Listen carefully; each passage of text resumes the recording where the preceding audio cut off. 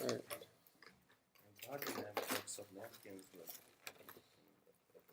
It's all gonna work out. Oh, what we got? We'll do a leg. That's good.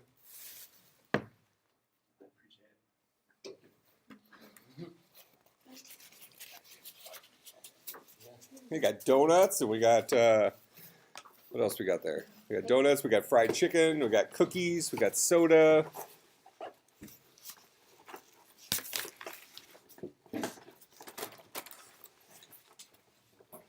Oh man, look at the donuts. Oh, I got to get that chocolate one. Oh yeah. Oh, that's the one. Mm-hmm. Okay. Let's see. The chocolate one too. All right. So yeah, feel free to come up and just grab stuff. Don't worry about whatever. So we'll. All right. So homework assignment was to write Blackjack. Yes. Right. Okay.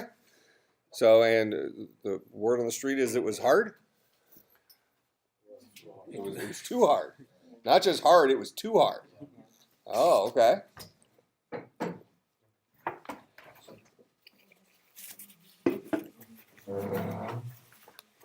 So I wonder if I didn't consider something. Nobody asked any questions. No, because we didn't have time, we just tried. You didn't even know what to ask? Yeah. It was so hard you didn't know what to ask. Yeah, exactly. Nothing's impossible. That's true. With enough time and money, you can do anything. Yeah, just ask Donald Trump. Depending on okay, take string from 1 to 10, take 1 has 8 and things like that.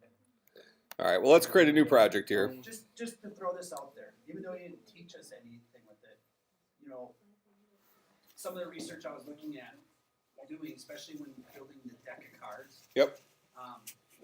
Suggestions to build it not as an array, but as an enum or a enumerated Okay. class. You know, even though you didn't teach us that, oh yeah, it would have been real easy to do it that way. You know, didn't call a suit. Yeah, but I'm not sure. You could build. Actually, I found a way to build it in an array. Yeah, it seems like that's actually the easiest way to build it. Actually, it would have been easier to do it. It was fairly simple doing it as an enumerator or an enum. Do an enum class, list your card suits in there, and then you reference it in your other object or your constructor. Mhm. You know, pull from the suit, Yep. and then 4 suits times 13. Okay. Card deck out. Well, so let me show you how I would have gone about this, and let's see if that makes it any clearer. The biggest problem that we didn't know how to play blackjack. You didn't know how to play blackjack. No. I put a link up, and there's tons of. Yeah, I mean, after like we played by ourselves to consider how it should be. There's like tons of online games to play blackjack. Yeah, after that, I got it. So that was the biggest problem. So the rest of it was No, easy. I mean, that's the first problem. All right. So 535 was a spring. Blackjack is always played against the bank. Like Players don't play. In our game, yes. In our game, we weren't even playing. You just had to have a player deal out 2 cards. Yeah, we didn't even play the game. We just, man, this should have been easy. Let's see what the issue was. All right, so we're going to go ahead and we're going to create our driver. We have public, static, void, main, string array, args. Yeah, I'll just do the little.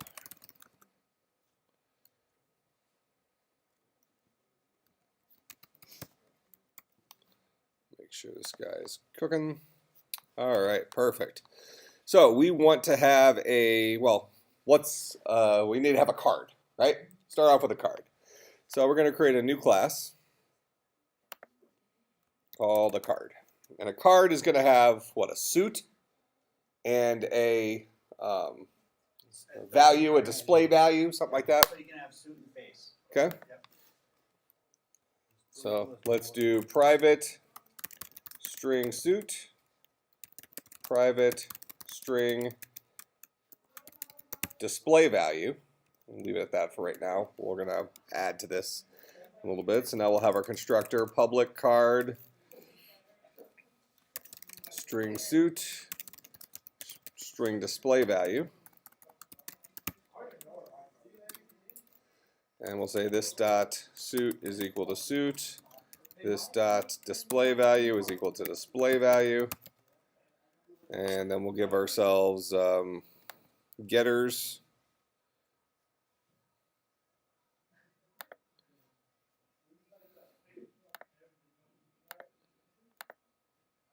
For getting the suit and the display value.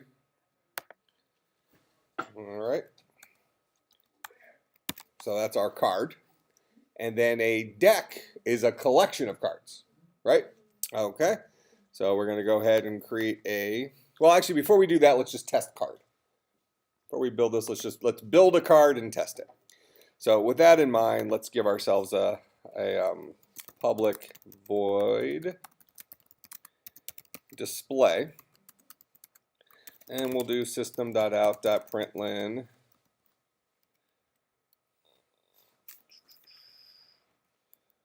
this dot display value concatenated with this dot suit,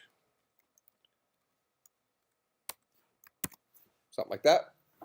So now a card knows how to display itself.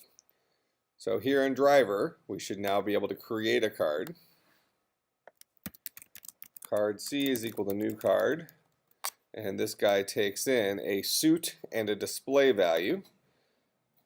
So why don't we call this guy clubs is our suit.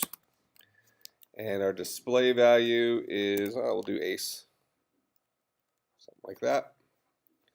And then we'll say C.display. And we should get ace of clubs. So far, so good? All right. So we got a card. All right. So now we need to have a collection of these cards, and we're going to do this inside something called a deck. So right click, we'll do new class, deck. Deck is going to have an array of cards. It's going to control, and how many cards are in a deck? 52. Oh, Deck.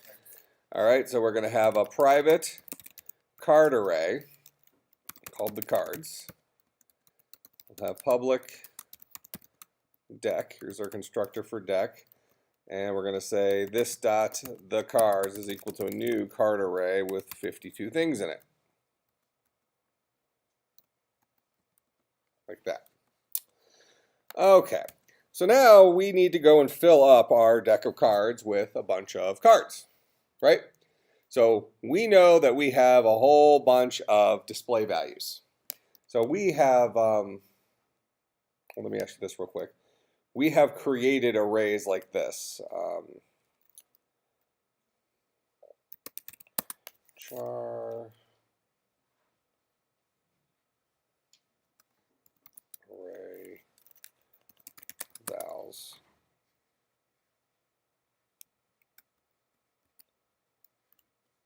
Did I show you the syntax for creating arrays like this? So like an array literal. So what I'm going to do here is we're going to have vals set up.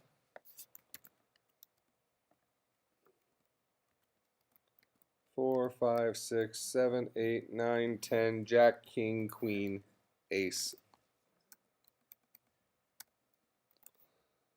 Let me minimize this for a second. So it's 4, 5, 6, 7, 8, 9, 10, Jack, Queen, King, Ace. So those are all of our values, right? All of our display values. Ooh, we can't do the 10 like that. So this is going to have to be a string array.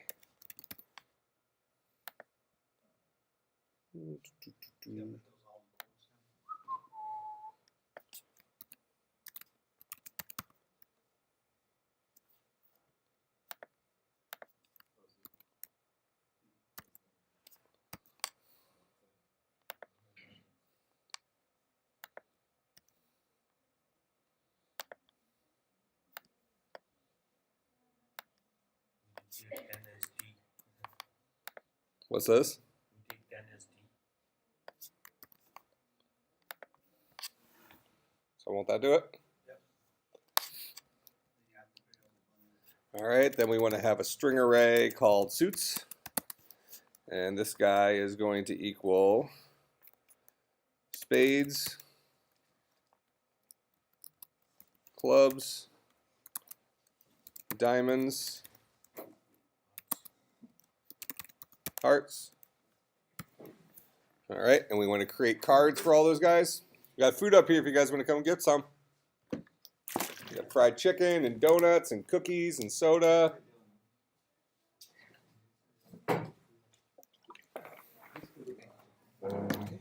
All right, so now we want to go through all of our vowels, and for each vowel go through all of our suits and start building our deck.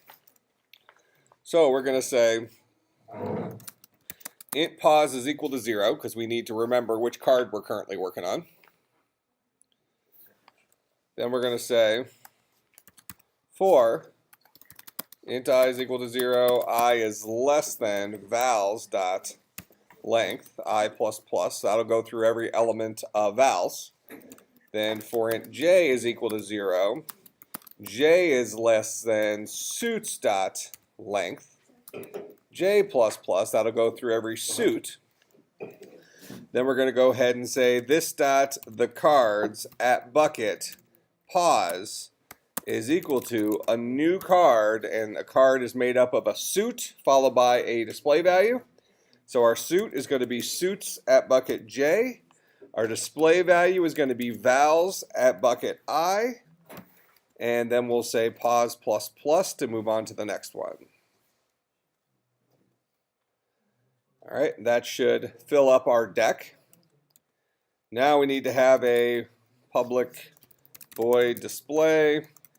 So we're going to go through our deck of cards, asking each card to display itself. Let's see, I show you guys a for each loop. I show you like this for card C in this dot the cards. Didn't show you that format? Okay, that's fine. So we'll say for int I is equal to 0. I is less than this dot the cards dot length, I plus plus. And then we'll say this dot the cards at bucket I dot display. So now this should build a deck and then display all the cards in the deck. So go back out here to display, or to driver. We'll go ahead and say deck D is equal to new deck, then D dot display. And we should have all of our cards. So all of our 2 of clubs, spades, whatever. All right, so far so good. All right. So you're gonna work in the shuffle next, or you Yeah, we're gonna do shuffle next. All right. So now we have a card. We got a deck. Cards are in the deck, but they're not very organized, right? Well, they're actually too organized is the real problem. So now we need to shuffle these guys up. Well, we already know how to generate random numbers, right? So what I would suggest we do is we go and we pick a random position in the deck, another random position in the deck, and swap those guys. And do it like 1,000 times. All right? So go into deck. We'll go ahead and build a, we'll make it private for right now. We might end up making it public later on. Ooh, what we got here? Okay, we have pizza. We got pizza. What do you got? I got one to do for you. All right. Did you guys get, was the homework hard? Yeah. Hey. These guys are all complaining about how hard the homework was. Oh man, that looks like good pizza too. Legit. All right. So just keep coming up and eating if you want to eat. You're not gonna offend me. Don't let the food go to waste. All right. So we're gonna make a shuffle private it first. So we'll just internally shuffle. If we decide to make it public later, we can. So we're going to say private void shuffle, and we're gonna do something 1,000 times. All right. So we're gonna create two positions, randomly grab a random number between 0 and 51 for the range of values that are in there. All right. So we're gonna give ourselves a couple of pauses. Int pause 1, int pause 2. Then we're going to need an instance of the random class. Random r is equal to new random. And this will import java.util.random. All right, so now we got that guy. And we need a number between 0 and the card's dot length each time, right? So we're going to do something. I is 0, I is less than 1,000, so we're going to do this 1,000 times. That should get it nice and shuffled, right? We're going to generate two random numbers, pause 1 and pause 2. We'll say pause 1 is equal to r dot next int this dot the cards dot length. And then pause 2 will be equal to the exact same thing. All right, so we're getting two positions. Now we actually need to do a swap between those two positions. And we're going to need an extra card to do this. Otherwise, we'll end up overwriting it. So if I want to swap whatever's at bucket 3 with whatever's at bucket 5, I need to preserve bucket 3, and then I can overwrite bucket 3 with bucket 5. Then I can overwrite bucket 5 with the value I preserved. So we're going to create a card here called temp. This guy's just going to be used to hold on to a card. So we'll go ahead and say temp is equal to this dot the cards at bucket pause 1. Then we'll say this dot, what do I call it? Yep. Then this dot the cards at bucket pause 1 is equal to this dot the cards at bucket pause 2. And then this dot the cards at bucket pause 2 is equal to temp. So that should do the swap, right? So this will create our deck of cards, and at the end of that, we'll go ahead and say this dot shuffle. That should shuffle our deck of cards. This should now shuffle the cards, and then we should be able to display it. So now we should have a shuffled deck of cards. So far, so good?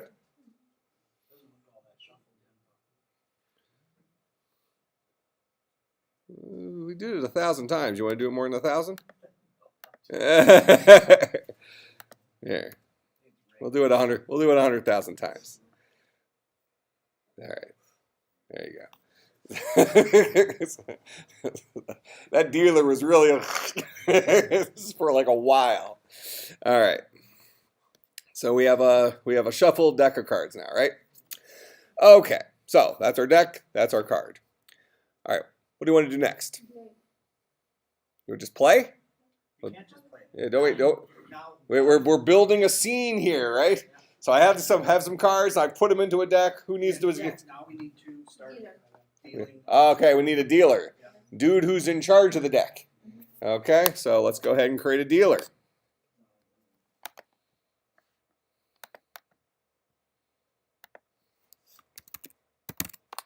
So there's the dealer. And what's the dealer going to do? Well, when the dealer gets created, he's going to be in control of a deck. Private deck, the deck.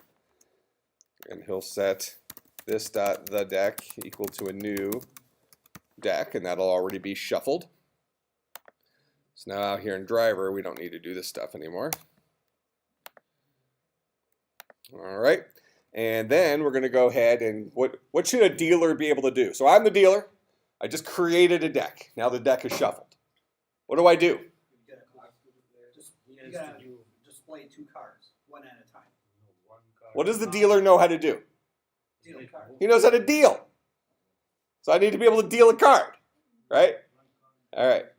So we got to remember, we're solving problems little tiny pieces at a time. We're going to give him an ability. Dealers deal cards. Okay? Eventually, we're going to be dealing several cards, but right now we just need to be able to deal one. All right? So, in order for the dealer to remember where he is in the deck, we're going to have to be able to ask the deck for the top card, right? So we'll go into deck. A deck needs to remember where the current top is. So we're going to say private int top. And then when we first build our deck, we'll say this dot top is equal to 0. Okay. Actually, what we should do is we'll set it to 0 there, but we'll also set it to 0. This dot top is equal to 0 when we shuffle. That way we kind of have a catch-all. So if we decide to use the deck again and we reshuffle it, well, top will be reset for us. Okay? So what we need to do is we need to get a card. We're going to ask the deck for a card. So we're going to have a public card get card. And this guy is going to return the top card in the deck. All right. So what we can do is we can take advantage of our knowledge of the plus plus minus minus thing if we'd like. So we can say return this dot the cards at position. I need to get the top position now and then increment it. This dot top plus plus. Right? That'll give me the top card and then increment top. Now, that's if we know how that plus plus stuff works. The safer thing for a beginning programmer to do would be something like this. Card, the top card is equal to this dot, the cards at bucket, this dot top. Then, this dot top plus plus, then return the top card. Do it in 3 lines. So we'll go ahead and set aside the card from the top of the deck. We'll increment the next top of the deck. That way, if we ask the deck for another card, it's going to give us a different card. And then we'll return the card that's the top of the deck. All right? So that's get card. Now a dealer, he knows how to deal a card. So we have public. Well, right now we'll have it as public. That way we can test it from within driver. Card, deal. And this guy returns this dot, the deck dot, get card. All right. So now out here in driver, I can go ahead, we'll just do this 10 times. For int I is equal to 0, I is less than 10, I plus plus. We need to go ahead and build ourselves a dealer. So we'll say dealer D is equal to new dealer. And then we'll say D dot deal dot display. We'll ask the dealer for a card and we'll go ahead and just display that card directly. So we should get 10 random cards. And if we run the program multiple times, pretty high % chance we're going to get different random cards. All right, so there's one set of cards we just got. Are we doing that in the card or in the deck that we're showing display? Right out here in main. Just testing it. We're testing the dealer's ability to deal. So I created a dealer. No, I just the function of displaying into the print line. Right here. This is a card. This guy's a card. That guy boils down to a card. Cards know how to display themselves. So, yep, there's some values, there's some more values, there's some more values. So our dealer can now deal individual cards. Those cards don't have much meaning now, but we can deal individual cards, right? Okay. Now, who gets dealt a card? A player. So we're going to need to create a player. We're going to need to have a player. New class, player. All right. Okay, so we'll have public player. All right, so now I'm a player sitting here in a card game. What do I have? Nothing. Really? So so you played cards before, right? Okay, so when you play cards, when you sit down at the table and you're in the middle of the game, you have nothing? In the middle of the game, I have cards. Well, so is that you just call them, isn't that called your hand? Well, it's called your hand, yeah. Yeah, what's a hand? Well, whatever cards is dealt to you. It's a collection of cards. Correct, yeah. All right, so a hand is like a collection of cards that's a sub-collection of what's in the deck. All right, so a player is going to have a hand. So we need to go ahead and build a hand. New class. Hand. Okay, what's a hand for us? Well, in blackjack, what's the biggest hand we could possibly have? 21, the value of 21. Yeah, what's the biggest number of cards that we can have? I think there's actually, you don't want to exceed 10 or something like that. Well, to start off with, you want to start off with 2 We cards. have 2 4 times, that's 8. Then 3, 9. So in a really bad luck, a player could have 4 2s, right? So that's 8. They could have 4 3s. That's 12. So that's 20. So, so 9 cards. 9 cards is the maximum number of cards that the moon's aligned that we could have without busting, without going over. Okay? If you set it to like 9 or 10, you're fine. Sure. So you would have set it to 10? That make you happy? Doesn't matter to me. All right. So we're going to have a private card array called my cards. Or let's call them the cards. All right. And when we create a new hand, public, we're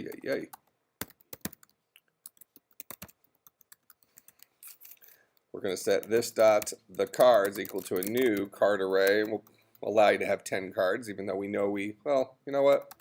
We should make it 9. That's the theoretical maximum, is 9 cards. Okay. Now we need to remember private int num cards. This dot num cards is equal to 0. So when a hand first comes into existence, it has 0 cards in it. But we have a nice little shoebox sitting here, a nice little container that we can put up to 9 cards into. Make sense? All right. So we should be able to add a card to a hand, right? So we need to be able to throw a card in the hand, and it should go at position num cards. Then num cards becomes 1 bigger than it used to be. So we're going to have public void add card card C this dot the cards at bucket this dot num cards is equal to gets the value C, then this dot num cards plus plus. That adds a card to the hand. All right. Let's also then go ahead and be able to display a hand for right now. So we'll say public void display. For int I is equal to 0, I is less than this dot, rather, I is less than this dot num cards, because that's how many cards are actually in our hand, not the cards dot length. I plus plus, and we'll say this dot the cards at bucket I dot display. So that should go through and display all the cards that are actually in our hand. Okay, that's what a hand is. A hand is a collection of cards that initially starts off with 0 cards in there. We can have a maximum of 9 cards. We can add a card to our hand, giving it the card and storing that at the correct position and then incrementing the number of cards that are in our hand. And then we can ask a hand to go ahead and display itself. So that's what a hand is right now. Then we have our player. What's a player have? Player has a hand. So when we create a player, we're going to go ahead and we're going to have a private hand, the hand. We'll say this dot, the hand is equal to new hand, like that. Okay, and a player needs to be able to get a card. So if I'm the dealer, I'm going to deal a card. The player is going to receive a card, right? So we're going to have a public void receive card, card C, and we'll say this dot the hand dot add card C. So a player receives a card and puts it into their hand. Make sense? These are the mechanics that happen in real life when we're playing this game. Okay. And then, if we ask a player to show their hand,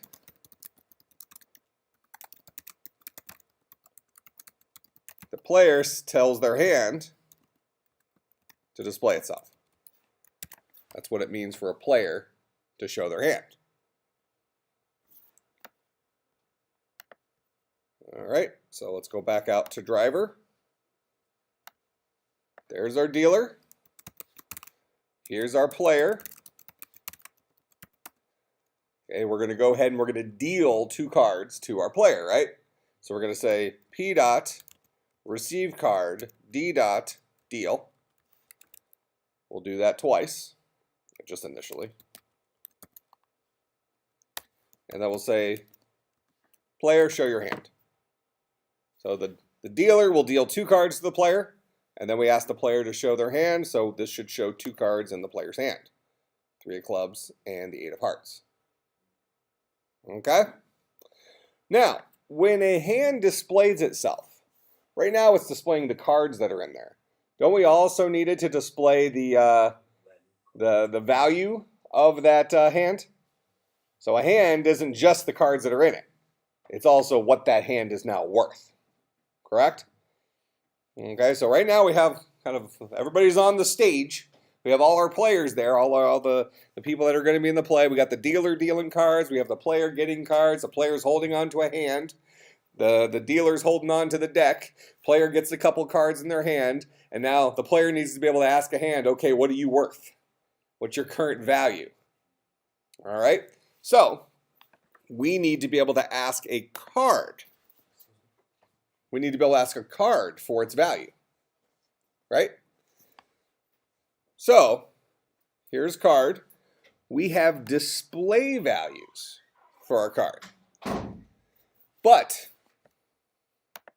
so we're going to start off with, we're going to write this in a straightforward way first. We're going to say public int get value.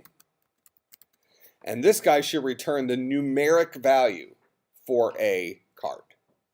Make sense? We're going to assume this time through that aces are 1. And we'll deal with the special case later. So we're going to say get value.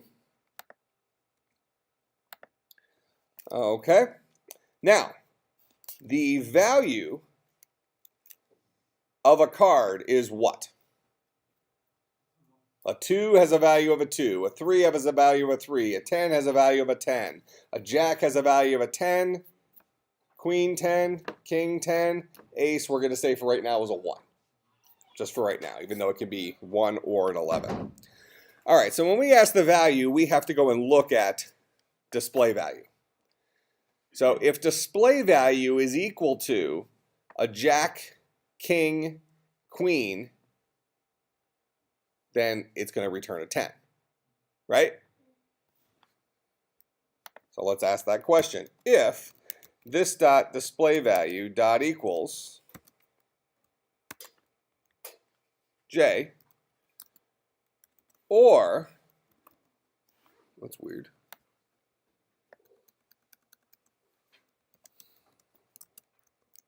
Or this dot display value dot equals Q, or this dot display value dot equals K. If any of those are true, return 10. Else if, So it will automatically take 10 as 10? you'll see how I do the catch-all in the end. He's doing display value, so he already has it written in there as 10, so for the 10. Get these organized a little bit here. Okay. Else if this dot display value dot equals ace. Right now, we're just going to return a 1. We're going to assume aces are a 1 for our first pass. Else, return integer dot parseInt of this dot display value.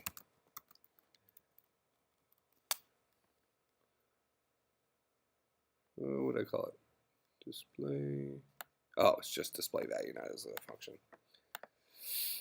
Okay, we talked about integer.parseInt from after our very first assignment, or second assignment, I think, actually, right? This is the easy way to squeeze a number out of a string, but we're only going to do this in the event where we know it must be a number. So if it's a face card, return a 10. If it's an ace, return a 1. Otherwise, return the integer version of whatever the display value is. So this will get us the value of a particular card. All right. Well, now we can ask a hand what its value is, can't we? So when we display, well, let's go ahead and do a public int get value. This is for a hand.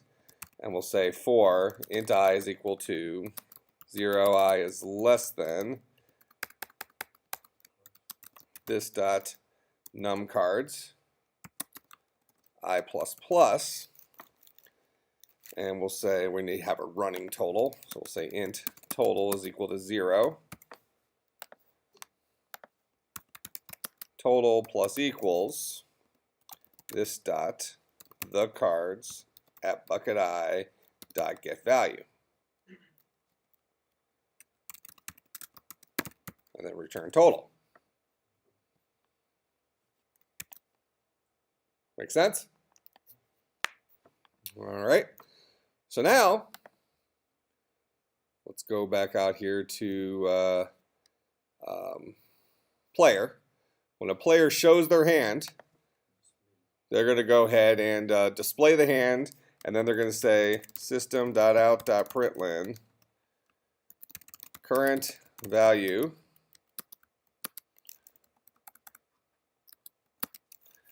this dot the hand dot get value.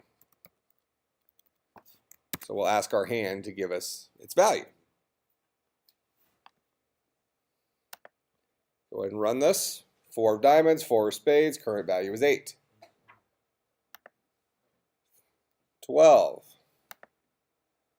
11, 7, these are crappy, 14. Oh, stop. All right, king of clubs, king of hearts, pretty good hand. So we'll leave that at, okay, so seems to be doing its job. Let's see if we can get an ace in there somehow.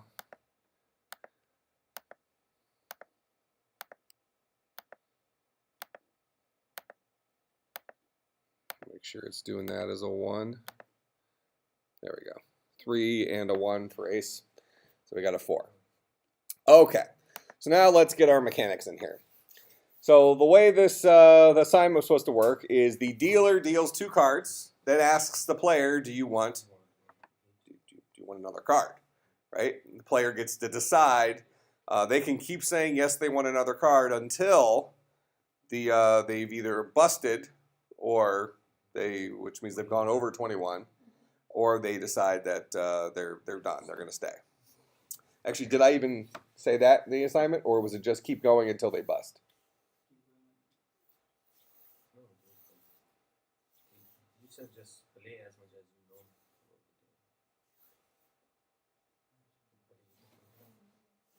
So far, I'm not getting any real answers. What's written is keep showing cards until they either stop or exceed 21 is busted or something like that. Okay.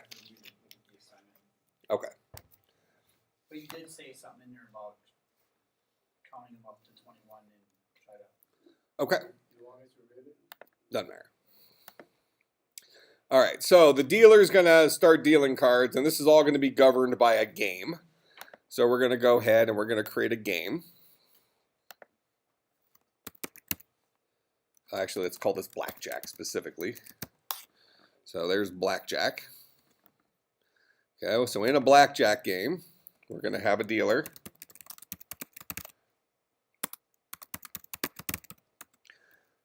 We're going to have, in our case here, we're going to have one player.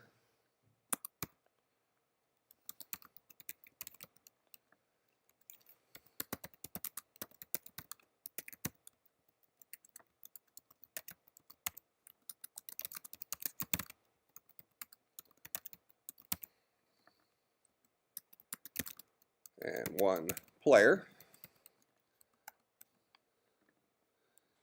And then Blackjack is going to have a function called play. Okay, and play is going to start off initially handing the player 2 cards, right? So we're going to say this dot the player dot receive card, this dot the dealer dot deal. So we'll do this twice.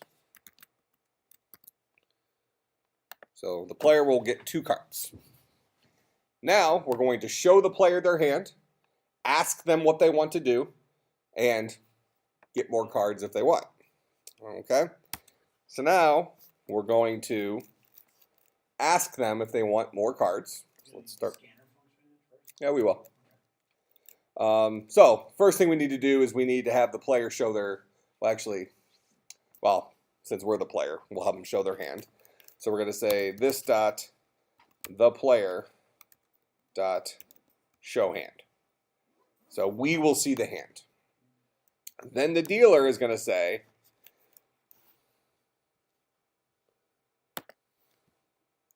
so a dealer should be able to ask a player if they want another card. Okay? So public void hit or stay. And we'll pass a player in as a parameter to this guy. The dealer should say, actually we'll say p dot show hand. So we'll show the player's hand. The dealer will say, do you want another card?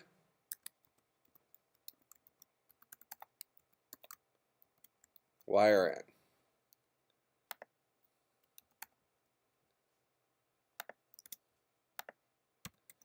All right, then we will read it in, and we're going to have this guy go ahead and return a Boolean. So we're going to need our scanner here. So a dealer is actually going to get information from the user. That's how it would work in real life. If you were the dealer, you'd ask me, do you want another card? I'd say, yeah, I want another card. I tell you. So we're going to have a private scanner input, and we'll import java.util. And then we'll say this dot input is equal to new scanner system.in. So when a dealer is trying to determine if the person should hit or stay, they're given a player. They have the player show their hand. They ask the player, what do you want to do? We'll say, so actually we can do, whatever. String answer is equal to this dot input dot next line. So that'll get us a string. If answer dot equals y, return true, else return false, or we could have just returned answer dot equals y. That means the same thing. If the answer was y, it'll return true. If the answer was not y, it'll return false. So when we ask the dealer to determine if the player wants to hit or stay, we'll give them the player. It'll ask the question. They'll answer it, and this will return the answer as a Boolean. Back here in Blackjack, Player gets a card, gets another card. Then the dealer is going to ask their question. This dot the dealer dot hit or stay this dot the player.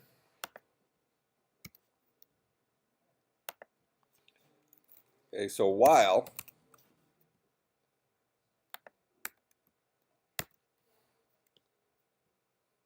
the player wants another card, they're definitely getting 2 cards. Then we're going to say, as long as you want another card, we're going to go ahead and give you another card.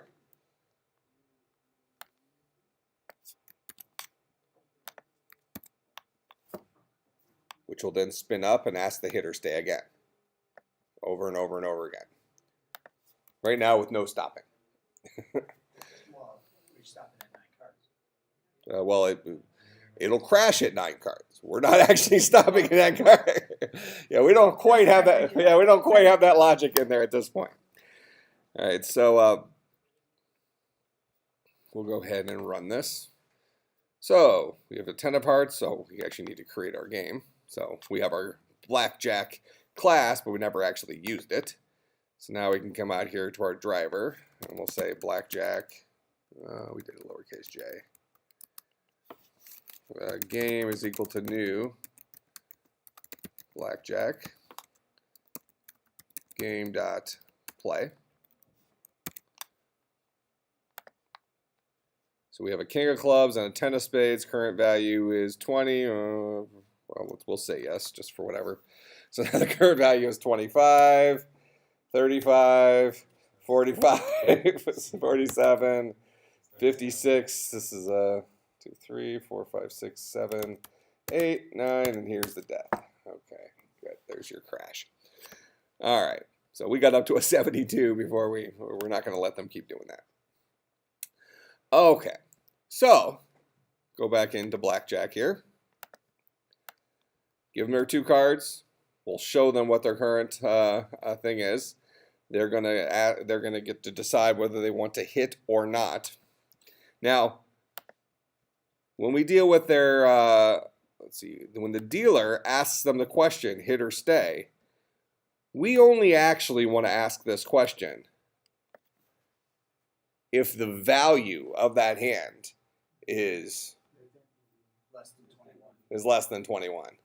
Right? If it's equal to 21 or greater than 21, we're just going to return false. You're done. You're done for today.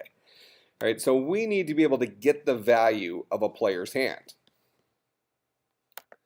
Well, here's player. We don't have a means of getting the value of a player's hand. We have a means of showing a hand, but we need a function to get the value. Get value of hand, and this guy will return this dot the hand dot get value. So we've exposed that private value, the hand, to a dealer. So now here's our dealer. So we'll show the hand. Then we'll say if this dot, if P dot get value of hand is less than or equal to, well, actually, let's just do this. If it's greater than or equal to 21, just return false. They decided they are staying, even though we didn't even ask them. Okay. If they have a 21 or it's greater than 21, we ask no questions. You can try that logic right now, or you can't. You gotta. Yeah, you actually can. You can try that logic right now to see if. Yeah, it'll stop. Their card, it should. Yeah, it'll stop. Yep. So there's a 20. Do you want another card? Yes. It's not going to ask us again. So we're done. Run this again. There's a 10, you want another card, yes. There's a 20, you want another card, yes. 24, we're done. All right. So now we are going to bail early if the value we have is already greater than or equal to 21. Okay, otherwise we'll keep asking them. So this will keep them from continuing to play. So when we come out here, the player has their final hand. The good, the bad, the ugly, right? All right, so now we need to evaluate that hand. So the evaluation of the hand is if the value is greater than, if the value is greater than 21, they busted, right? So we have player. So we're going to say if this dot the player dot get value of hand is greater than 21, then the dealer will say system.out.println, sorry, but you lose. Else if this dot the player dot get value of hand is equal to 21, system.out.println blackjack. Else system.out.println your final hand value was this dot the player dot get value of hand.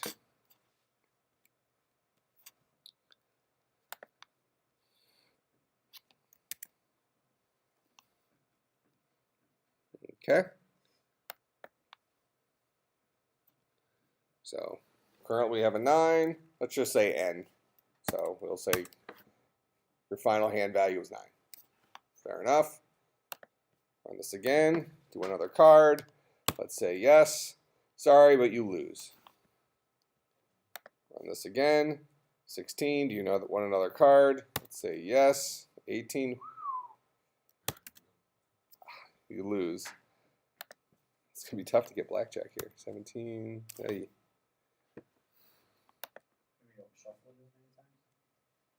It probably wouldn't make a difference. Pretty unlikely you're going to get that.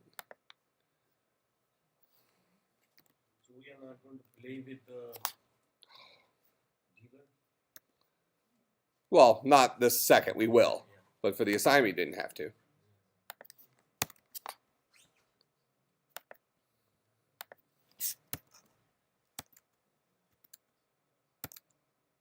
Oh, come on.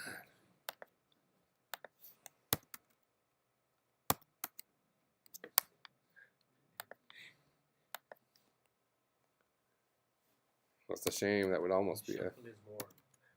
Hey, blackjack. Nailed it. Okay.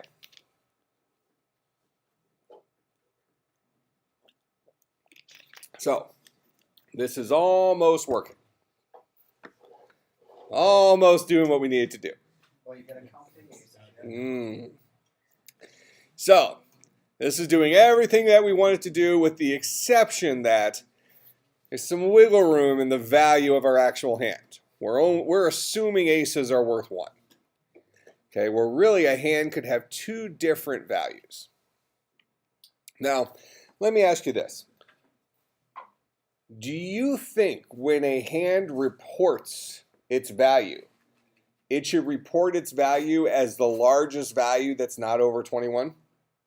Or if it has an ace in it, should it report the 2 possible values?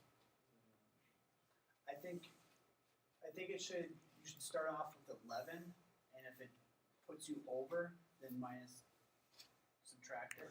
Well, It should, I think, we want to think about this from the perspective of an actual player. All right, so an actual player who's playing blackjack is going to be looking at their cards. So if I'm sitting there and I have 3 cards in my hand and one of them is an ace, I'm going to be, in my mind, thinking about the multiple values that this hand is worth. Right? I'm going to be thinking, okay, so this hand is either worth a 13 or this hand is worth a 20, 23, 24. Okay, it's one of those two.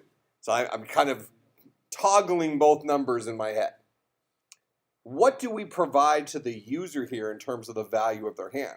If they have an ace in their hand, do we give them more than one value? Do we say your hand is worth this or this?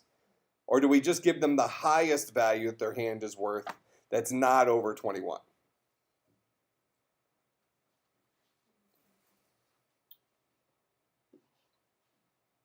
I guess you can go Which is both like, ways. It depends on the player. Player, yeah. I would say just give them the highest value Okay. to start with. So highest value that's not going over, right? Okay. So then what we need to do here, we need to go into hand. And hand is going to get the value for a card. Now every card, well, most cards have one value.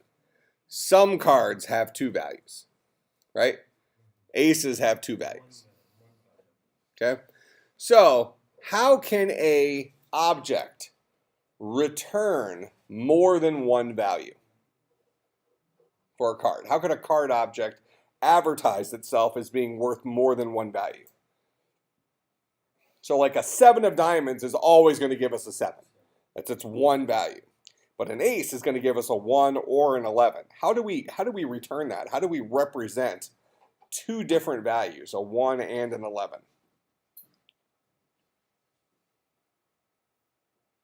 What's the right tool for that job? You like donuts.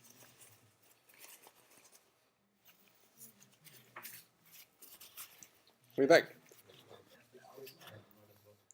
Don't overthink this. We got to simplify things. In Java, how do we represent more than one value of a similar type?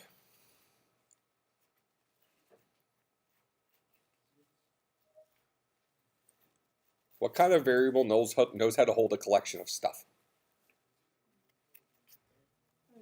An array. So we know the maximum number of values that a card has is 2. We know that most of our cards have one value, but we know that some of our cards have two values. So couldn't we represent the value of a card here? Instead of an int, this guy could return an int array. Right?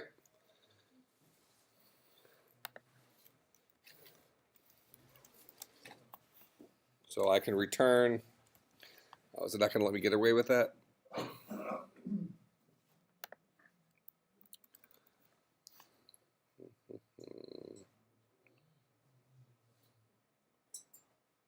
wonder why it didn't let me get away with that. That's fine.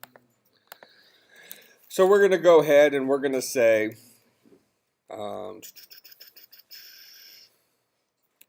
int array answer is equal to, we're going to go ahead and say -1, comma, -1. So we'll start it off with two values in there. All right. This is one possible value. This is the other possible value. Only some guys will have a value other than -1 in that second position or in bucket 1. So right here, if we're dealing with a jack, queen, or king, we're going to say answer at bucket 0 is equal to 10. If we're dealing with an ace, we're going to say answer at bucket 0 is equal to a 1. Answer at bucket 1 is equal to an 11.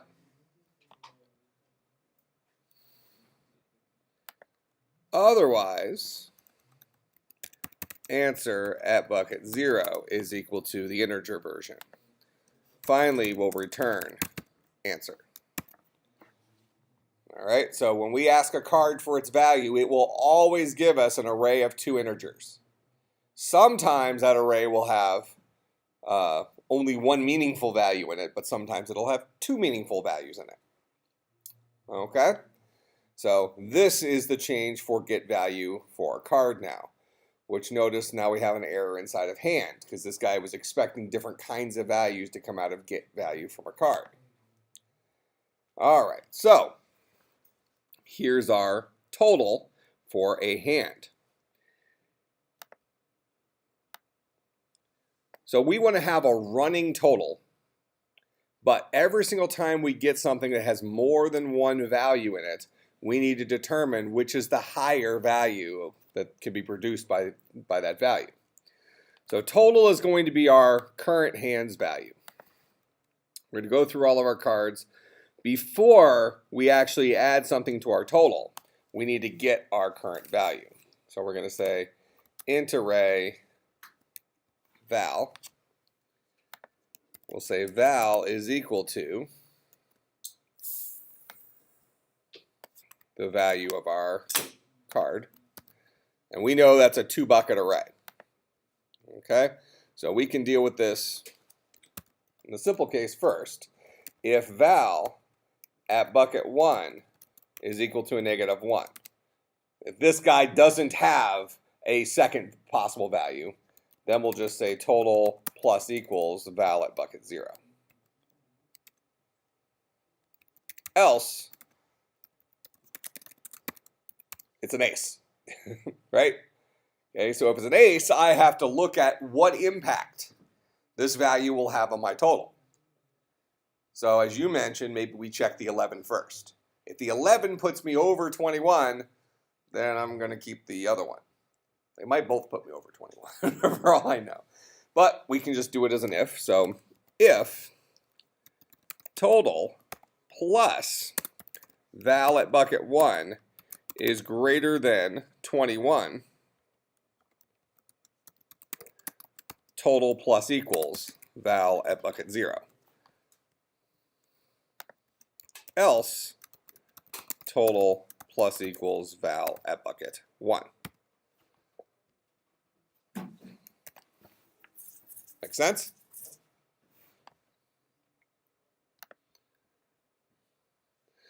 Now, is this accurate? Because we have an issue still.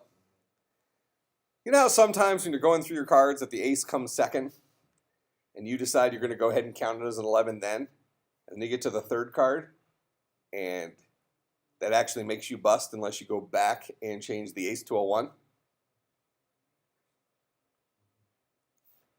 Taking the maximum value of an ace too early could be problematic. That make sense? Could be problematic. We'll go ahead and run this right now. We'll see that this gets us closer to where we want to go, where we want to be. So we have a 9 and 6. Do you want to keep going? Yes. All right, I lost. Give me a second here. I just want to. We're going to automate this.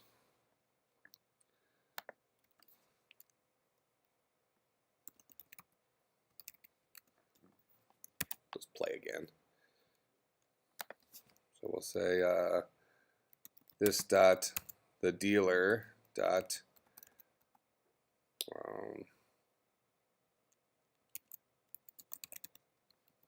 we're going to teach the dealer to restart.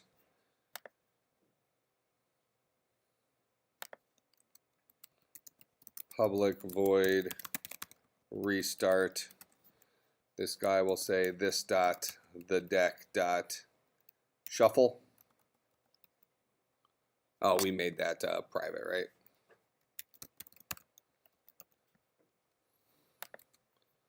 So now we'll go into deck and make shuffle public. If you remember, in shuffle, we reset the top.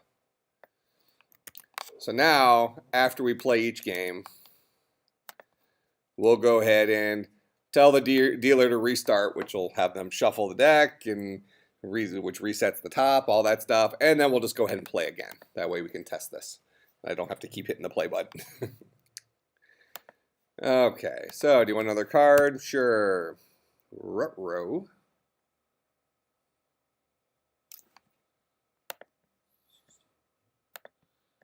Dealer, restart the deck dot shuffle. Here's our deck. What happens when we shuffle?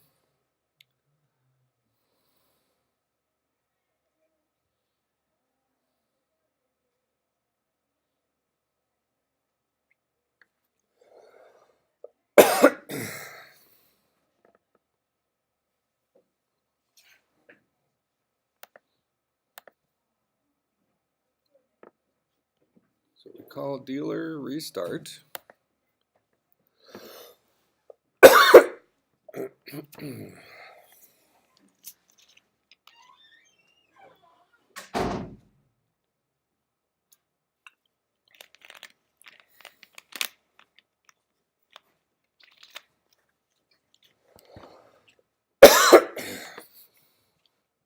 So we call the deck shuffle.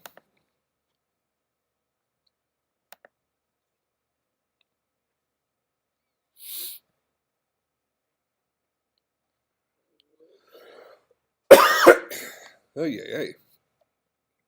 So we set top to 0. Random number, do something 100,000 times. Get to values.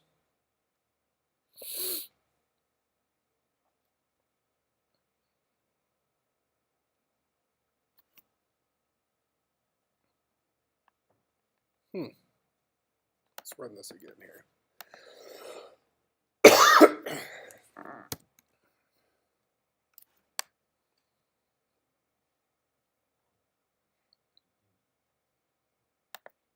Alright, so this has to do with asking if you want another card.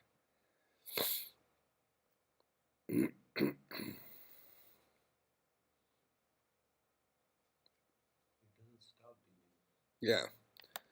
So we're going to show the hand. We're going to get the value of the hand. So get the value of the hand. That's the thing we've changed. So that's hand, get value. So we're going to go through all of our cards. We'll get the value of a card.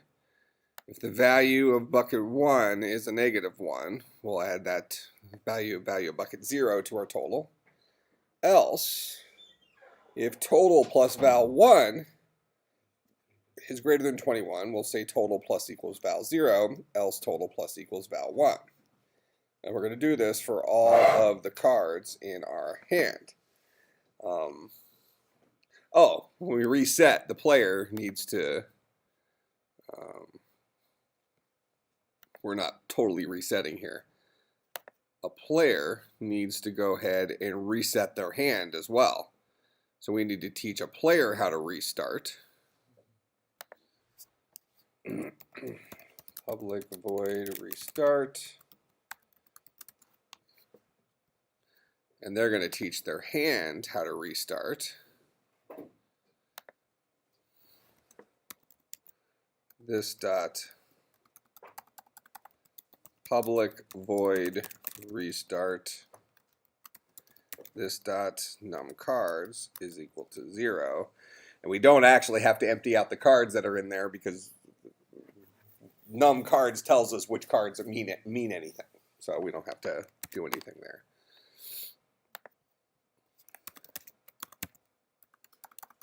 This dot the hand dot restart. So then in Blackjack, we'll tell the dealer to restart. We'll tell the player to restart. And then we'll play again, where we hand some more cards to the player, blah, blah, blah. So there's a 12. We lost. Here's a 17. Ooh.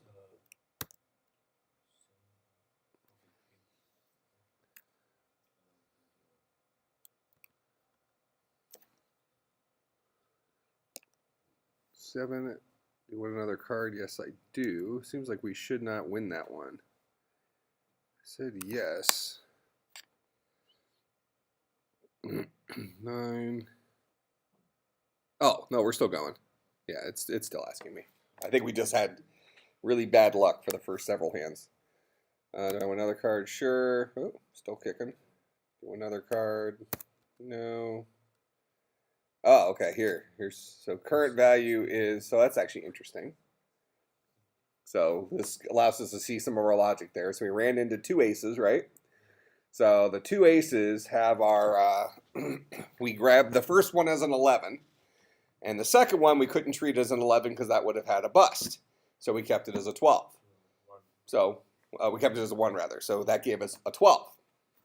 So we would look at this and say in this particular case, we treated it correctly. So we'll go again. So now it still is reading this guy correctly, but this hand could also, this is where it's going to fail in the very next one. Could be a 9. Yeah, correct. Yeah, so I'm going to say yes. Pretty high chance we're going to fail in this next one, right? All right, so now I got so this is actually a 16, 17, 18. So this hand was still alive, yet we said they busted. Make sense? All right, so what we really need to do is we need to make sure we deal with our aces last. Right? So if we run into an ace, we need to reserve judgment on those values to decide how we're going to handle them. So what can we do? So we're going to go back to our hand. And we ask a hand for its value. We're going to say int num aces. We'll start num aces off at 0. So now, if we're looking at an ace, let's just get rid of that logic. We'll rewrite it. If we're looking at an ace, what we're going to do is we're going to say num aces plus plus. That's it. We're not going to change our total at all. We'll just keep track that we saw an ace. Saw an ace. That might be something we need to put some special consideration on later on. Okay? So now, before we return our final total, we have to look at how many aces we have. So we'll say for int I is equal to 0, I is less than num aces, I plus plus. Now we're going to do this logic that says, how bad are things, right? So we're going to say if total plus 11 is greater than 21, then we'll say total plus equals 1. Else total plus equals 11.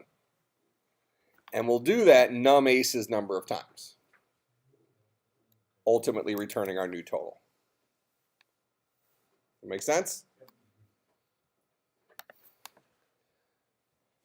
Okay, so we have a 13 currently. So we have an opportunity. All right, so now we have an 11 plus a 6 plus a 2 is 19. Okay, oh, good. All right, so now we have a 2 plus a 6 is an 8, plus an 8 is a 16, plus a 1 is a 17. So far, so good. Woot. We're at an 18. We're playing. We're playing with fire right here. Okay, if you are ever at the blackjack table with chips on the table, and you have a hand like this, the chances of you pulling another low number, an ace, is low. So obviously you'll hit, but make sure you put more money in first. Go for it. You're going to get a 3 this time. You think? Oh, yeah. Yeah. I would have won just big. This is the guy that never comes home from Vegas with a car. All of a sudden he's got the hot hand. No, I would have won and I would have walked out. Would you? Oh, yeah. That's what I always when my students go to. I'm not a gambler, so like my wife's shopping in Vegas, I'll sit at like the nickel machine so I get free wine. And, I was a high roller one time. I won, I don't know, I want to say like $47 or something on a nickel machine. I mean, that's pretty legit on a nickel machine. Well, the one time I was in Vegas, short story. I was coming out of, I was just out of boot camp. My parents had picked me up in San Diego, and we drove through Las Vegas, and didn't think anything of it. Just out of boot on vacation, or on leave, and my mom takes us over to Circus, and she's playing slots and all that. I'm kind of bored. I mean, I knew I wasn't able to gamble. Mm-hmm. Didn't think anything of it. Walked over by my mom. She's Like age-wise, or? Yeah, I was only 19. Okay. And I knew I wasn't 21. I wasn't legal. Okay. And but I wasn't really thinking anything. I was watching my mom put that stuff in there.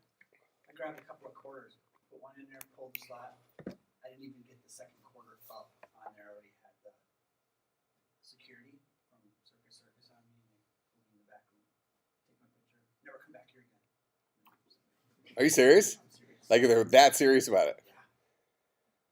Well, that's like shocking to me. Yeah, I was like, oh, I'm only a day out of boot camp. I thought I was, oh man, I'm gonna be in so much trouble when I get back. No, they just don't come back. Thank you. Like I'm surprised that they didn't come up like ask you for your ID or anything. They just They did. you went through that process. Yeah, once they pulled me back, but they knew I was underage. Okay. Yeah. Huh. I'm surprised that they didn't just tell you, look, no more gambling. No, They kicked you out. yeah, I guess something to do with their gambling licenses or whatever in Vegas. They can't. Well, I guess I can see that. Like a reasonable person wouldn't have done it, but because they had to do it, they did it. I get it. Yeah. So I sit there and play the nickel machines and drink wine. I'm a high roller. I won't go to the card tables though. The people who bring around the drinks they don't hit those as much. People are too serious around those. I want to be on the outskirts, right near the bar, so I can I can get them on the way to the bar and the way away from the bar. Both sides. This works out. You know what I'm saying. It's good.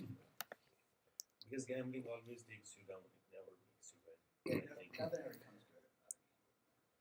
Never. Once you win, the next time, 2 times you lose. Yeah, I Always think keeps to you balanced. optimize the. Well, I mean, so here's the thing. I mean, and so let's connect this back to computer science. And we could also connect it back to investments. You know, if you go in with $100 to gamble, you could double your money, or you could lose it all. Let's say you took the same $100 and you invested it over, a 5-year period. As long as you invested it in like real stuff, the chance of you losing all that money is pretty slim. You might lose some of the money, but if you keep it in there long term, you're going to gain money, right? Now let's take computer science as an example, especially so what we're learning here, software development. So let's say you become a good programmer, you start writing apps for the App Store, iPhone or Android or something like that. So Android would be Java based. So you start writing apps for the App Store, and then in the next class, 537, I do Android in there. So on a good day, you make some money. On a bad day, you make a lot of money. So let's say once a month, you decide you're going to put an app up in the App Store. You're going to work on it. And you get an app up on the App Store, and then at the end of a year, you have 12 apps on the App Store. And let's say that each app makes somewhere between $20 and $1,000 a month, something like that. Probably depending on the popularity of the app. Probably going to be more in the ballpark of $20 to $50 a month for a mediocre app, something like that, right? But you have 12 of them up there. All right, so now you're making like $300, $400, $500 a month off of your 12 apps, always. No risk, forever. Doesn't that sound like way better than going to Vegas? Just using this little skill set to do something? My very first app on the App Store is a app that's on iPhone. It's called D20 Gaming Dice. It's on Android as well. I spent probably 10 hours on it once when the App Store first went live. Like 9 years ago now? Something like that? I have not touched it. Never touched it once. It's been on the App Store since the first day the App Store went live. And I've done all right with it.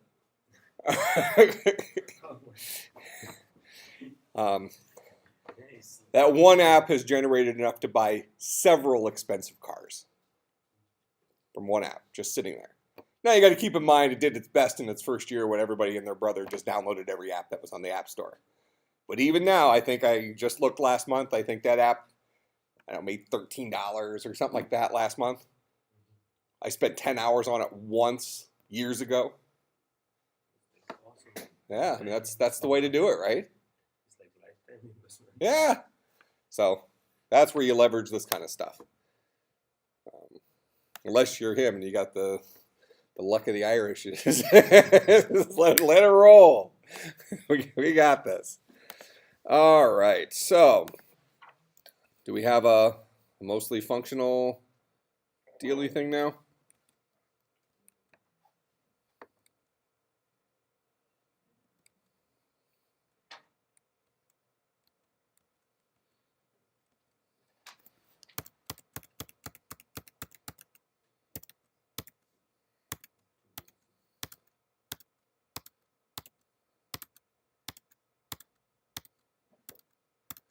Now, what would actually be an interesting thing to do off this, if we feel like we have a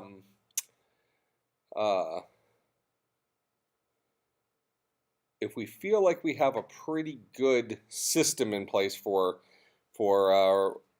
shuffling and all that stuff, we should have it automatically play and calculate how many times a hand ends up in blackjack, percentage-wise.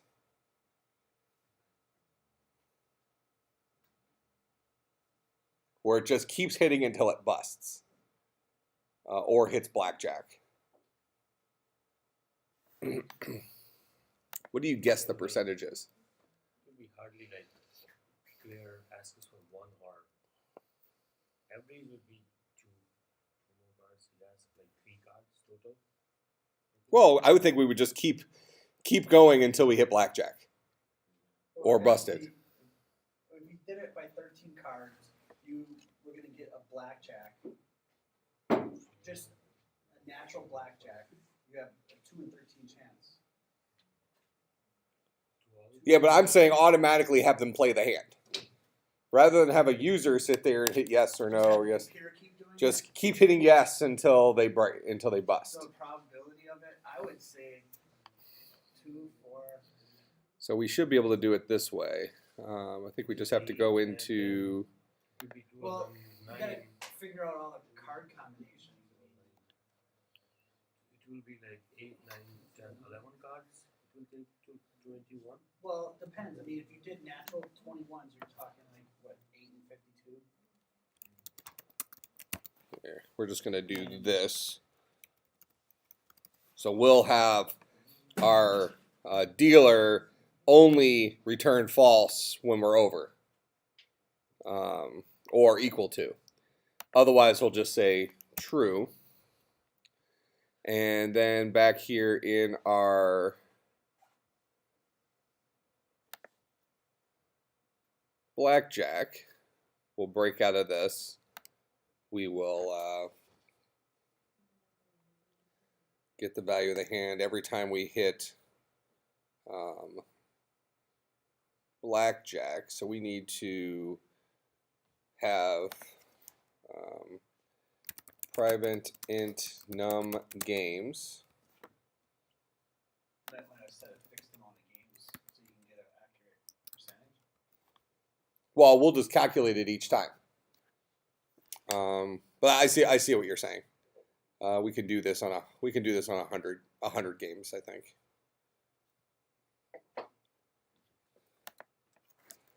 So if, well, no, let's do it on more than that. Yeah, because 100 games isn't going to give you a good. Let's do it like 100,000 games. Yeah. If num games is less than 100,000, then play again. Else, so we have num games, and we also want to have a private int num blackjacks. This dot num blackjacks is equal to 0. If we get blackjack, this dot num blackjacks plus plus. Every time we play a game, we'll say this dot num games plus plus. As long as the number of games we played is less than 100,000, play again. Otherwise, let's report percentage of blackjacks. System.out.println percentage of blackjacks is going to be the double version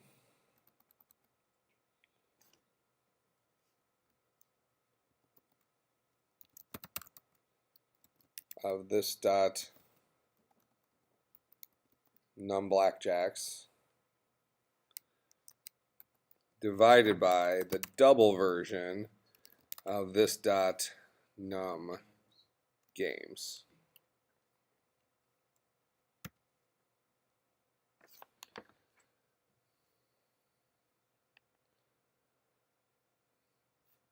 All right, what are you guessing it is?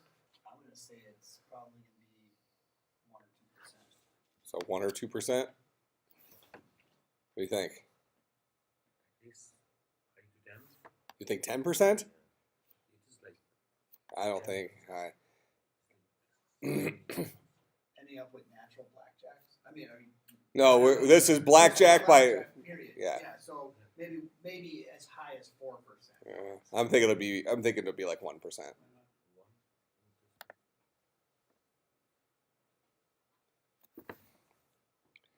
Actually, this is a good opportunity to show this. You see how long this is taking to run? This is taking a while to run, right? Let's see what.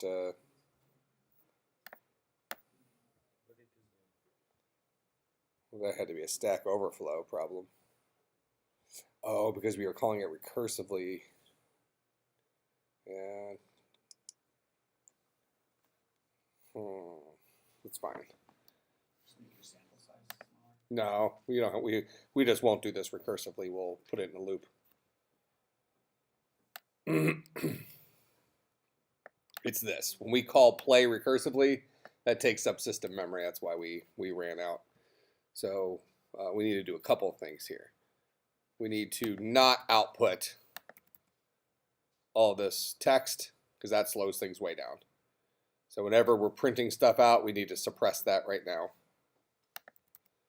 So we have less stuff going. We're also going to do this inside of a, let's just do this in a infinite loop here. Actually, we don't have to do it in an infinite loop. We'll just do it as a do loop. Do all this crap while num games is less than 100,000.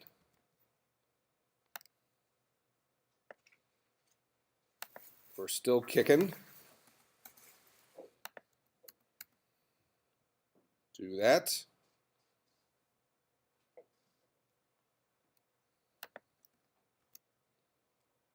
And then we need to indent this stuff.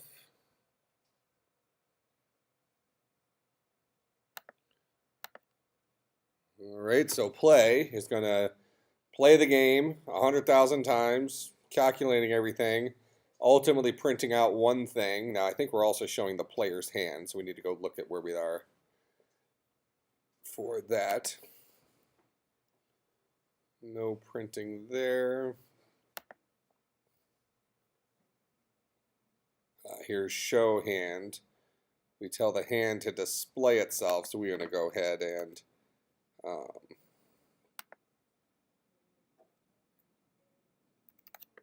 we'll just comment both those out. We don't need to see the hand. We just need the value. Because all that printing stuff slows the run way, way, way down. All right, I think this should be fast now.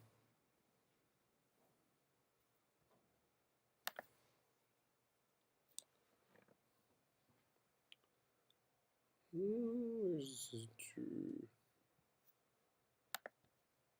Blackjack, play. Here's blackjack, here's play.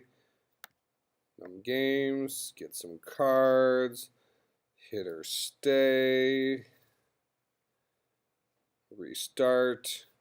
Do this while num games is less than 100,000. Okay.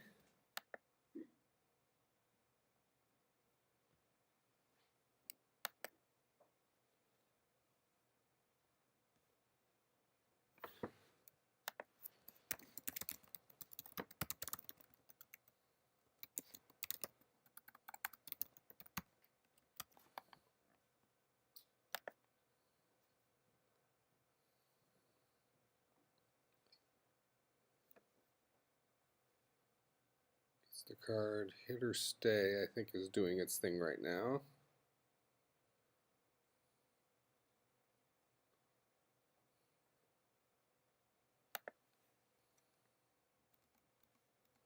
Let's just do it 10 times so it happens quickly.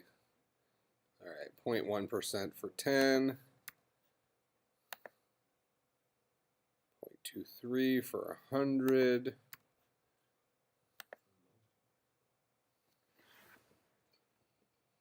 0.1 193 for 1,000.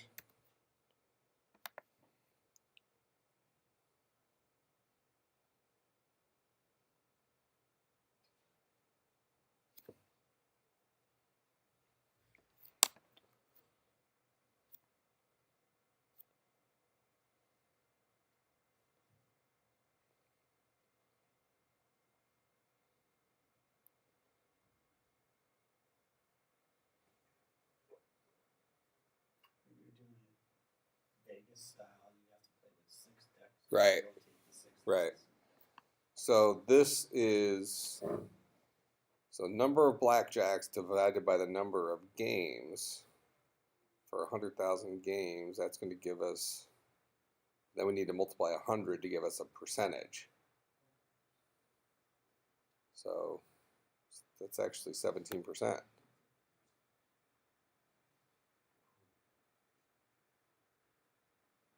that right? Yeah, if you read it that way, yeah. I mean, Yeah, because the decimals got to come over to. yeah. So 100%.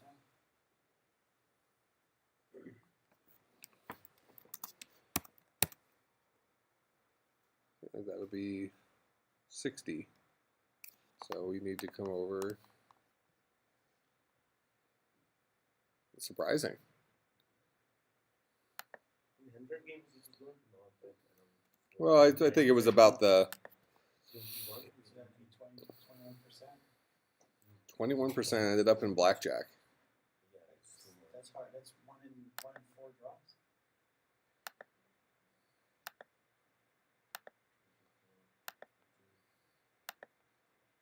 See, that's the thing is we're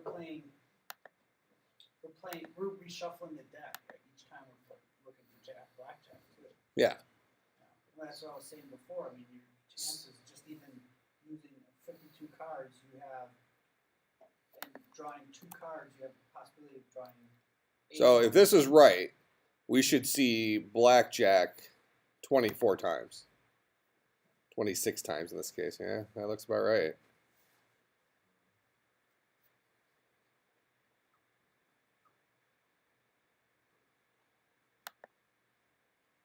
It's kind of shocking, isn't it?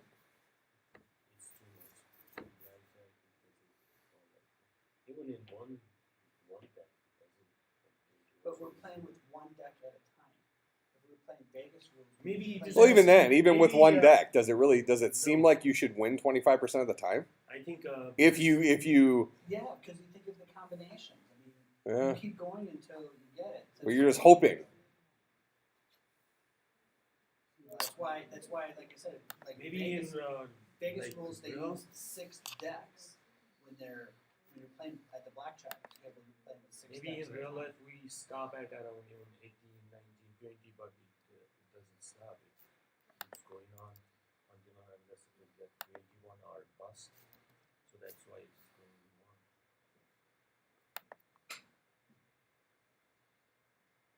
Just surprises me it's that high.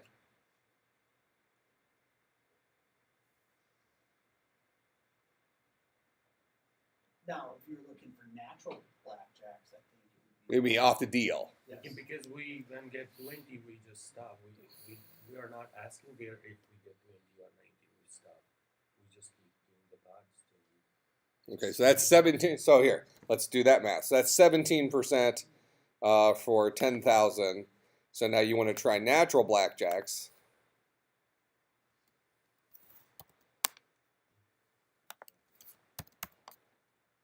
We'll just comment out that. So we're going to give them 2 cards. Good luck. Yep. So, so we'll do. Start off with 100 first and see how many.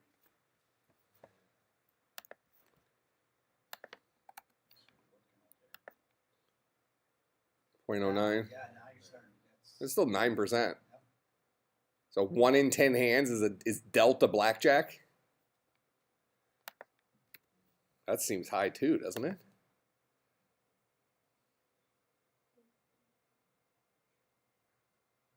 That's 5%.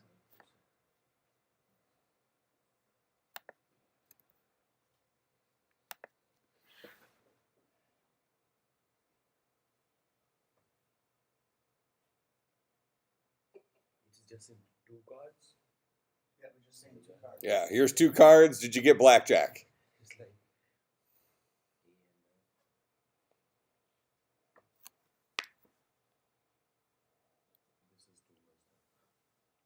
It's like this is too much. It'll finish. 5%.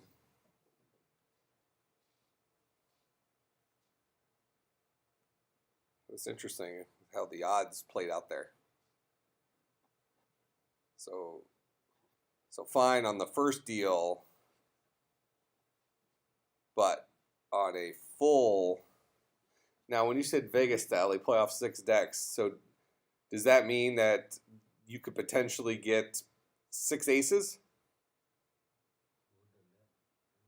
I don't know how that worked. I was just, You get what I'm asking? yeah. If we shuffle it less, Like, are they actually dealing off of 6 decks I think we combine 6 decks and and play that as one gigantic deck? Yes. Yeah. So I mean, we could. So you would have, 6 decks, 24 aces sitting there in the deck.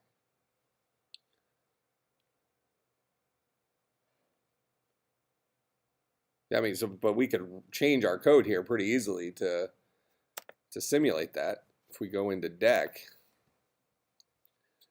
And so 52 times 6 is 312. All right, so that's 312. And we're going to do all of this.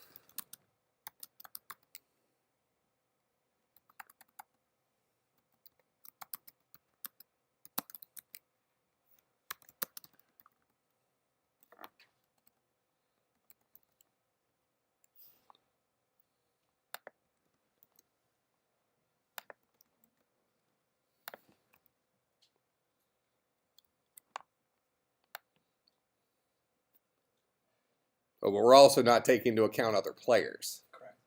We're not playing a dealer either. Well, that shouldn't. The dealer's going to be another player when we're looking at the percent chance of Yeah, blackjacks. but then, so if you add that dealer in there, I mean, your percentage is gonna go way down because he's going to get he's gonna get cards too. Well, I'm just saying if a dealer's just another player in that. Yeah. So this should now give us 6 decks of cards we're playing off of. Shuffle should still work.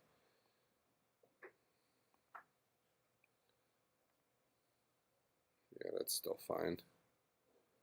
We need to shuffle it 100,000 times, might speed it up if we shuffle it less. Well, but now we have 312 cards to. We're just doing 100,000 swaps. Yeah, so that should be okay. So now we're playing off of a bigger deck, I guess. How many going through right now under your play? Yeah, blackjack. We'll start with 100. So 0.07 for 3%. This is on a.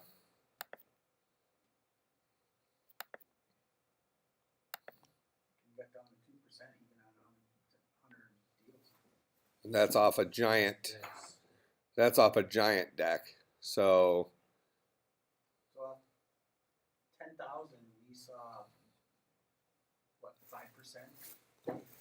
right. So how many players would be? How many players you think are at an average blackjack table? 6. 6 players.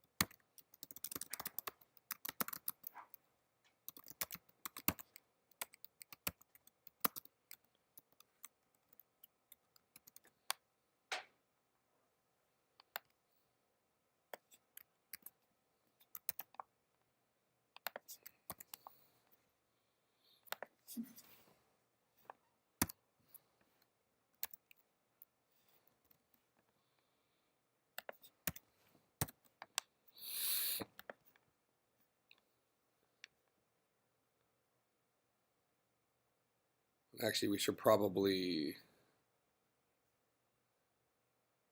if you deal, you don't deal 2 cards to one player, right? You deal. Yeah, it actually shouldn't matter. Statistically, this should be fine. We should just give them 2 cards. All right, so that's more of like a perceived fairness thing, I think. All right, so we'll go through all of our players. We'll give each one 2 cards. Then we want to ask, steal this, how many blackjacks there were.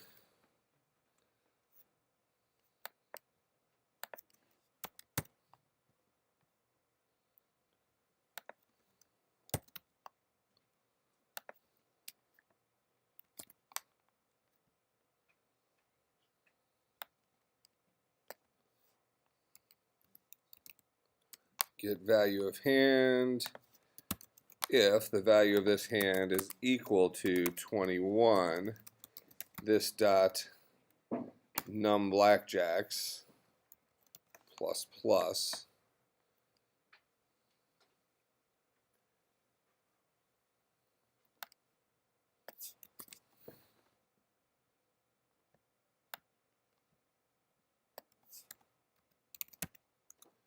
tell each of the players to restart. So we'll give each player 2 cards for all 6 players. See how many of those guys got blackjacks as part of the handout.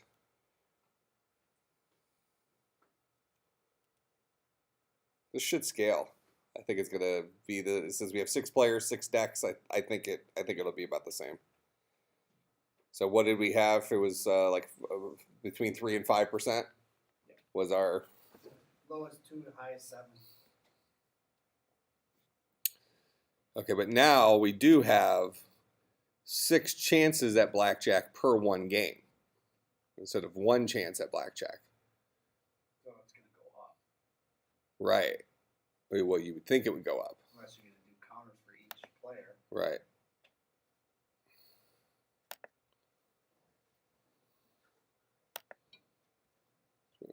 Game.play.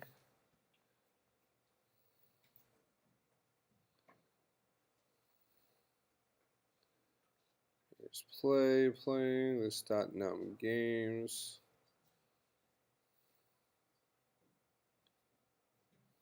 Oh, I said 0 here. That needs to be I. All right, so 33%. 33% of the time somebody got a blackjack.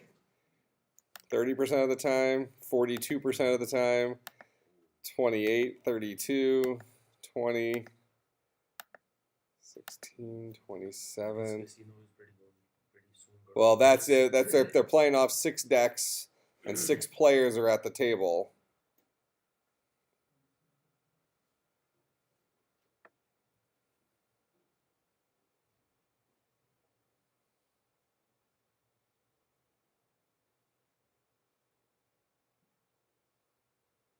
So I don't think we want to think about this in terms of num games. We want to think about this in terms of num deals. Yep. So let's just give ourselves another variable here. Private int num deals. This dot num deals is equal to 0.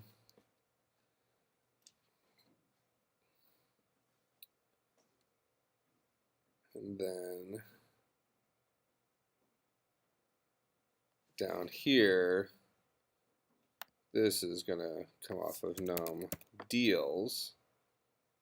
And every single time we deal, we'll say this dot num deals plus plus. All right, so that's 4.5%, 4.5, 4.5. 4.3, 4.5, 3%. So that's the chance of getting a blackjack on the deal. And that scales. That seems to be the same as it was when we had 1 deck for 1 player. See, blackjack seems like an easy game. It's easy when you understand it. All right. Yeah, a casino is like a win-win situation with that, with blackjack. Because if six are playing with the bank, so they are not playing opposite each other, they are always playing opposite bank. So there are like not chances that every six player is going to win at a time. Every game. 3 are blues or 4 are blues to win.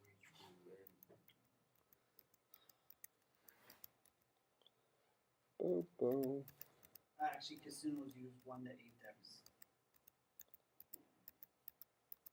at the table.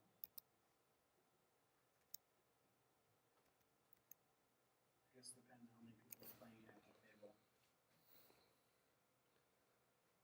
So that's that.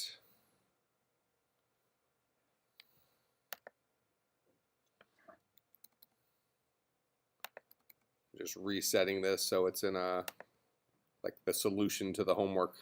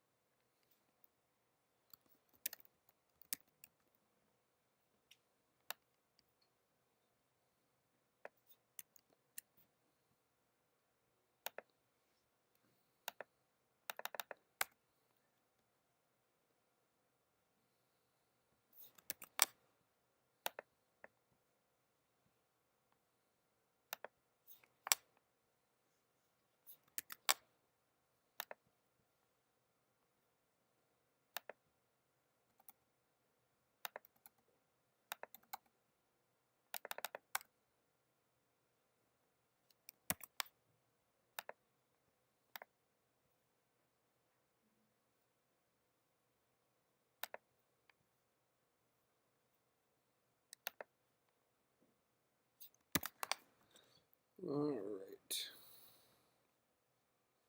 I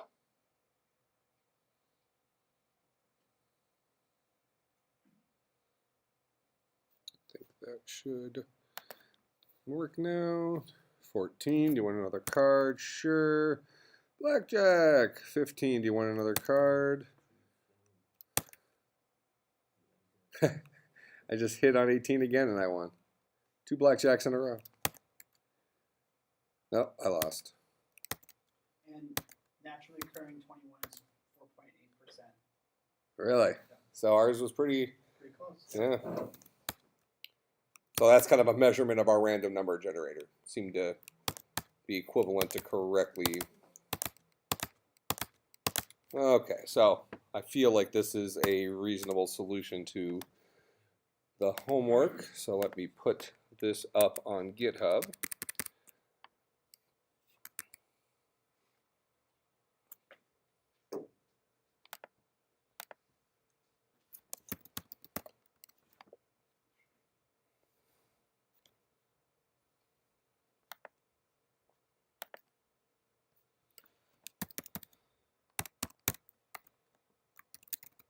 Oh, that's spring, right? 2016 Blackjack.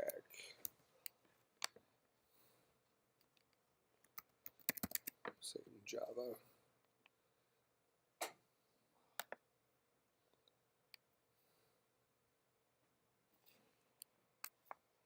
Just need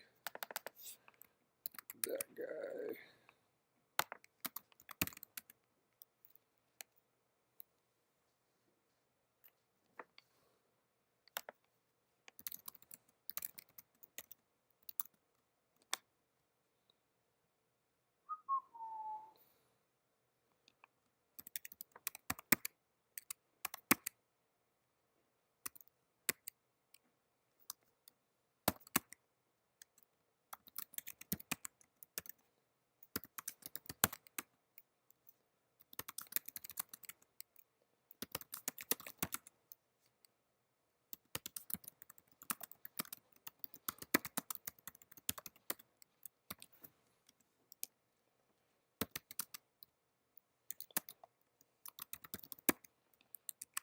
right.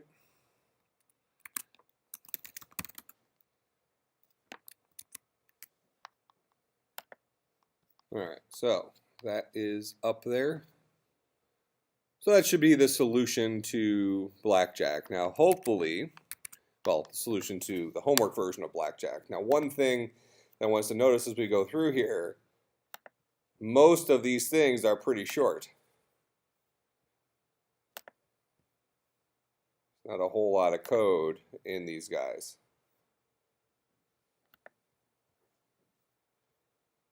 So the real complexity was breaking it up into the individual parts.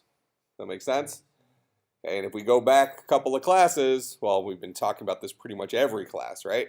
That the problem, what we're still trying to get better at, is breaking problems down into their tiny pieces, right? So we should all still not be real strong at that.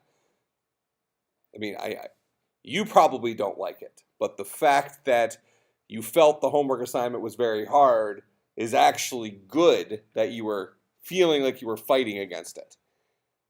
Now, the question is, though, did you give up?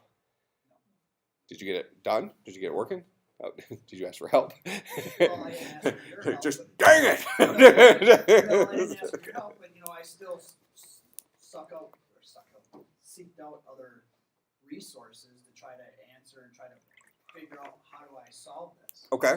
You know, I mean, what you were requiring is plain and simple. I mean, it was build this. Mhm. I was unable in the time frame. I'm unable to build it. Okay.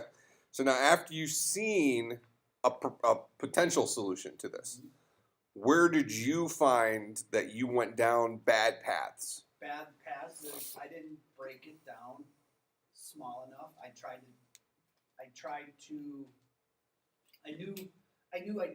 I knew in theory what I wanted to do in my head, but in practice it was easy to get lost because I get sidetracked. I would go, oh, I'm gonna do this and forget to do this, and then, well, how do I have this connected over here, and how do I have, you know, it's just, and then it was, I couldn't tell you how many times I threw away just code because.